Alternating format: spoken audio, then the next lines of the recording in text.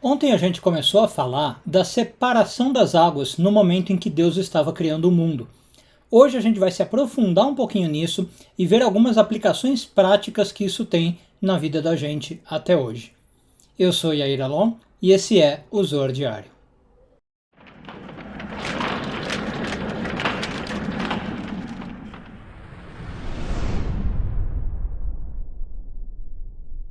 Essa semana continuamos a ler a porção de Bereshit, hoje focando nos parágrafos 60 e 61 do Zohar, sexto ano de leitura. Bom, o Zohar explica para nós que a separação de águas que a gente falou no vídeo de ontem criou, na verdade, uma tensão entre duas polaridades. A gente também explorou isso ontem. Então, ficaram separadas as águas superiores das águas inferiores, né? E essa tensão que foi criada não foi resolvida até o dia seguinte, tá? Ficaram 24 horas, se a gente imaginar que o dia ali tinha 24 horas, que na verdade provavelmente não tinha, mas tudo bem. E até o dia seguinte, enquanto não passaram essas 24 horas, essa tensão não foi resolvida. Bom, e aí o que isso significa? Qual é a aplicação prática para nós? A gente sabe que esses dias da criação têm uma ligação com os dias da semana até hoje. Então, essa separação de águas que criou uma tensão ocorreu no segundo dia da criação.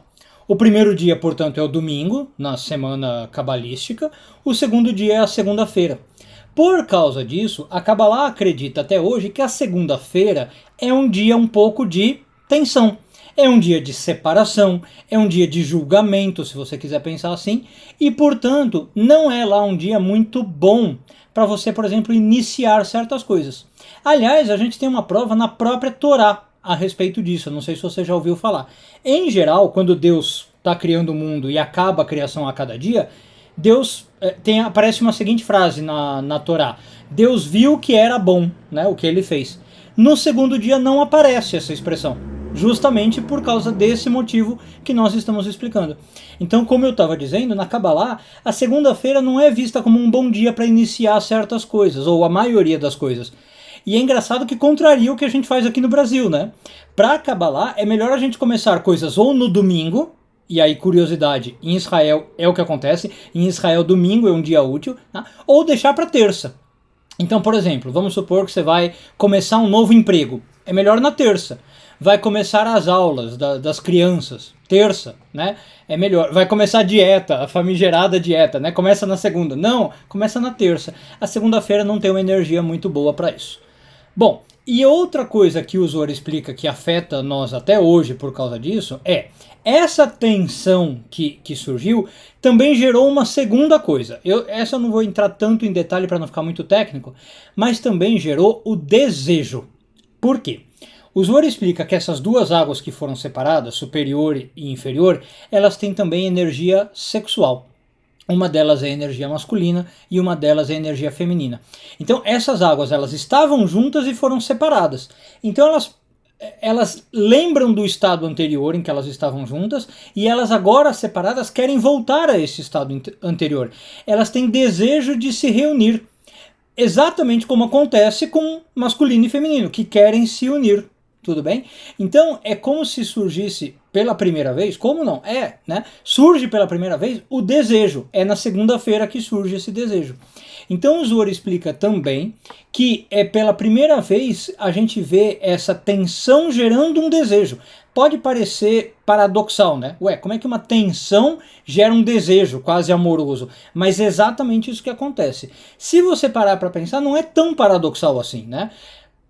O amor, ele tem uma certa tensão, porque, como eu falei, eu não quero ser muito técnico, desculpa, mas para pensar que você vai entender. O amor, ele tem uma atração, mas ele tem uma tensão porque são duas polaridades querendo se atrair. Não são dois iguais querendo se atrair, tá? Então, é uma atração com uma oposição. Bom, e aí qual é a prática disso também? O Zohar explica que a gente sabendo disso, a gente sabe que todos os nossos desejos, as nossas atrações, estão ligadas a esse aspecto aqui. Bom, e o que isso significa?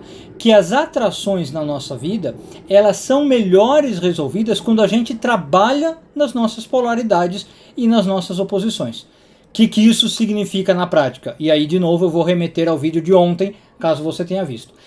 Quando eu posso trabalhar nas minhas polaridades, nos meus lados antagônicos, eu não estou falando com o outro, tá? Eu comigo mesmo, dentro de mim, eu lido melhor com os meus desejos, eu lido melhor com as minhas vontades.